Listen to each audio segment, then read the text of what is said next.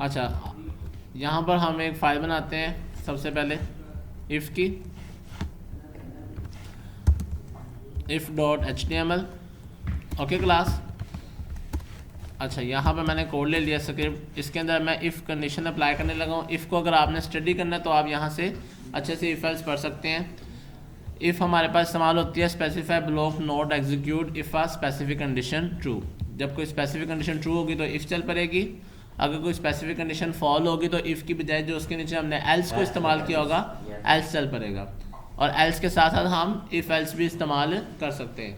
और एक दूसरी स्टेटमेंट हमारे पास आती है स्विच स्टेटमेंट, उसके अंदर हमें इफ़ एल्स की ज़रूरत नहीं होती, हम फिर स्विच के ज़रिए भी ये काम करते हैं। ओके क्लास, ये कुछ इफ़ का सिंटैक्स है जो आपको देखने को मिलेगा, जिसमें हमारे पास आ रहा है इफ़ लगाई, आगे कंडीशन देंगे और आगे इसकी बॉडी आ जाएगी। Got it. इफ़ एल्स का सिंटैक्स हमारे पास कुछ इस तरह से आ रहा है, इफ़ आगे कंडीशन, कंडीशन ट्रू होगी तो इफ़ चल जाएगी, वरना एल्स पार्ट चल जाएगा। और अगर हम बात करते हैं नेस्टेड इफ़ की तो वो हमारे पास कुछ इस तरह से वर्क कर रही होगी। ओके। अच्छा क्लास, ये देखें यहाँ पर हम इफ़ अप्लाई करते हैं। मैंने यहाँ पर एक हेडिंग ले ली H1, ठीक है।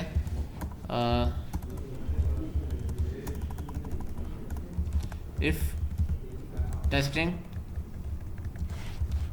आईडी हम बना देते हैं ABC। स्क्रिप्ट के अंदर मैं आता हूँ, जहाँ पर आके मैंने इफ़ ले ली class. Okay.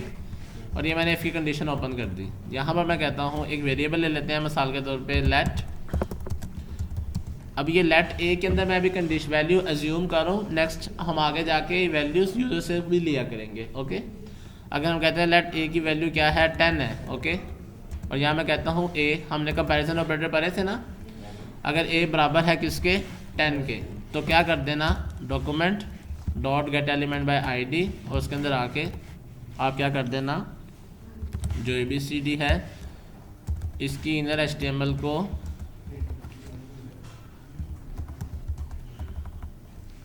You are able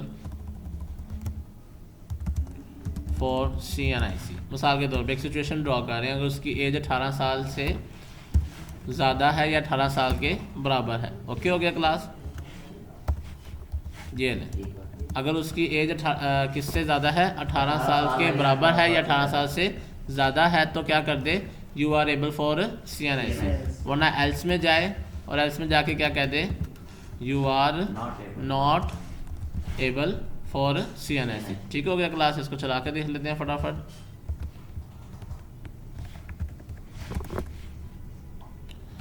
अच्छा, you are able for CNIC लिखा हुआ है, क्यों? क्योंकि हमने वहाँ पर वेरिएबल में वैल्यू क्या रखी हुई है 18। अगर मैं इसको काम करता हूँ लाइक 10 करता हूँ, अब हम इसको चलाते हैं तो क्या कहेगा you are not able for CNIC। ये हमारे पास बेसिक इफ़ थी, सबको समझ आ गई। आगे हम बेसिक इफ़ भी समझ आ गई और इफ़ एल्स का भी पता चल गया कि इफ़ एल्स कब वर्क करेगा, इफ़ कब चलेगी और एल्स कब वर्क करेगी। यहाँ तक क्लियर है? जी जी पूछिए। अच्छा क्लास, आगे हम स्टार्ट कर रहे हैं कि ये तो आपकी इफ़ एल्स पे अब आपको सबको समझ आ गई, लेकिन अगर हम डिफरेंट कंडीशंस पर आ जाते हैं वो भी पैरेलल, मिसाल के तौर पे अगर उसकी एज 18 साल से ज़्यादा है तो ये पार्ट चल जाएगा ना, आगे जाएगा नहीं। सबको क्लियर हो गया? जब अगले पार्ट पे कब जाएगा, इस वाले पार्ट पे कब जाएगा, जब उसकी एज 18 साल से कम होगी। अब यहाँ पर हम मिसाल के तौर पे एक और कंडीशन लगाना चाहते हैं जो कि हमारा अगला टॉपिक है नेस्टेड इफ़ का, लैडर इफ़ का। ओके, यहाँ पर मैं एक और कंडीशन लगाता हूँ और उसको कहता हूँ अगर उसकी एज ज़्यादा हो या बराबर हो किससे 15 से, 15 वाली कंडीशन पे पहुँचेगा तब जब 18 से कम होगा। बात का पता है ना, अगर 18 से ज़्यादा होगा तो यहाँ पर आएगा नहीं। कुछ बच्चे यहाँ मिस्टेक करके 25 लगा देते हैं, तो 25 के लिए तो यहाँ पर वो आ ही नहीं सकता, ये बात का पता है ना, क्योंकि अगर 18 से ज़्यादा होगा तो नीचे आएगा ही नहीं। यहाँ मैंने कर दिया 15। अब उसकी एज अगर 18 साल से ज़्यादा है तो वो कम है तो वो मैं एक और कंडीशन लगाता हूँ, तो मैं कहता हूँ you are able for not a CNIC बल्कि स्मार्ट कार्ड, मिसाल के तौर पे कह देता हूँ। बात समझ आ गई ना? ठीक है। और लास्ट में मैं इसके एल्स पे कहता हूँ अगर वो 15 से भी कम है तो क्या कह दूँ देन यू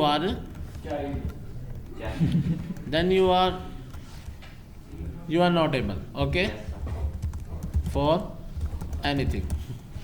किसी चीज़ के लिए भी अवेलेबल है, अभी हमारे पास अवेलेबल नहीं है मिसाल के तौर पे। आप अपने कोड में इसको ज़रूर अवेलेबल करना, ठीक है क्लास। अच्छा, इसको जाके मैं आउटपुट यहाँ पर शो करवाता हूँ, रिफ्रेश करते हैं। वो कह रहा है you are not able for anything. Okay sir, क्योंकि मैंने इसको क्या वैल्यू रखी हुई है, 10 रखी हुई है। मैं करता हूँ 16। ओके, अब मैं इसको रन करता हूँ, you are able for smart card. मैं करता हूँ 25। अब वो क्या कहेगा, you are able for CNS। Girls, आपको क्लियर हो गया कॉन्सेप्ट? ठीक है बच्चे।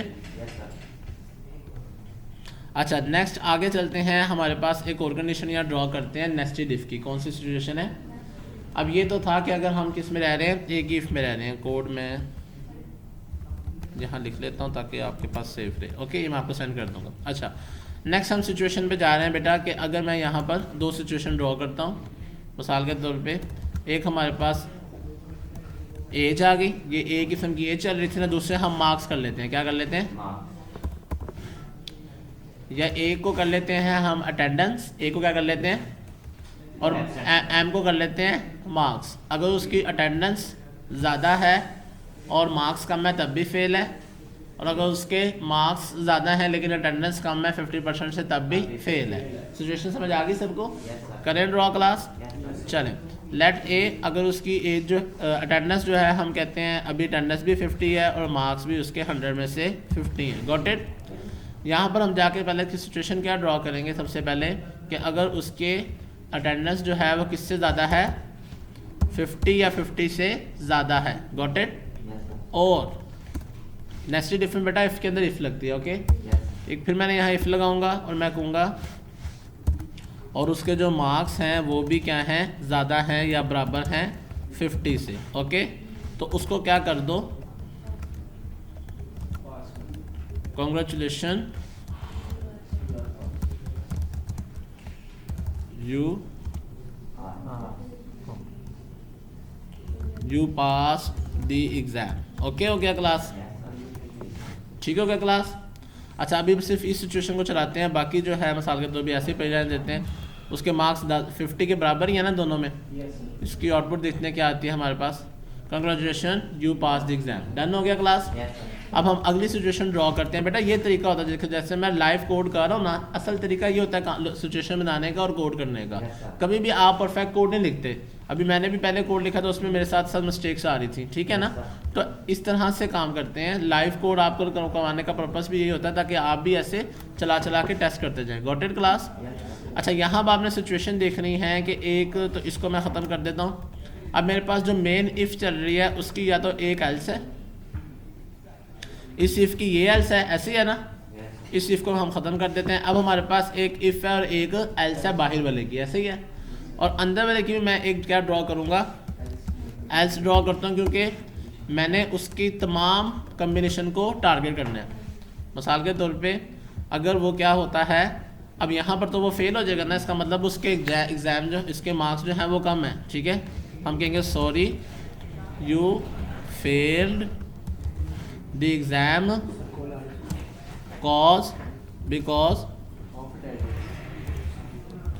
Because less attendance. डन हो गया क्लास? हमने उसको रीज़न भी बता दी कि सर आप फेल हुए हैं क्योंकि आपकी जो अटेंडेंस थी वो क्या थी, अटेंडेंस नहीं, ये कंडीशन कौन सी वाली है, मार्क्स वाली कंडीशन है ना, एम वाली है, ऐसे ही है। तो हम क्या कहेंगे, सर लेस मार्क्स। सबको समझ आ गई? आपके मार्क्स कम थे इस वजह से सर आप फेल हो गए। और यही सिचुएशन मैं कॉपी करता हूँ, इसको यहाँ पर आके पेस्ट कर देता हूँ, क्योंकि दोनों में सेम सिचुएशन आनी है ना, एल्स में भी। ये देखें, अब यहाँ पर देखें, सबसे पहले क्या हुआ, अटेंडेंस उसकी 50 से ज़्यादा अगर होगी तो वो इफ़ ट्रू करेगा, ऐसे ही है। इसके अंदर आया, यहाँ पर आके उसने देखा अगर उसके मार्क्स भी ज़्यादा थे तब उसने इस लाइन को प्रिंट करवा दिया। Got it? एल्स में तब गया जब उसके मार्क्स 50 से कम थे लेकिन अटेंडेंस 50 से ज़्यादा थी। क्लियर? अच्छा, अब हम चलते हैं इसकी एल्स पे। इस एल्स पे बेटा कब आएगा, जब उसकी अटेंडेंस क्या होगी, 50 से। इसका मतलब वो फेल किस रीज़न से होगा, सबसे पहले अटेंडेंस कम होने से ही फेल हो जाएगा। और इस इफ में कब आएगा, जब उसके मार्क्स अटेंडेंस से ज़्यादा होंगे। तो इस कंडीशन में वो क्यों फेल होगा, सॉरी यू आर फेल, क्योंकि उसके मार्क्स कम है कि अटेंडेंस कम है,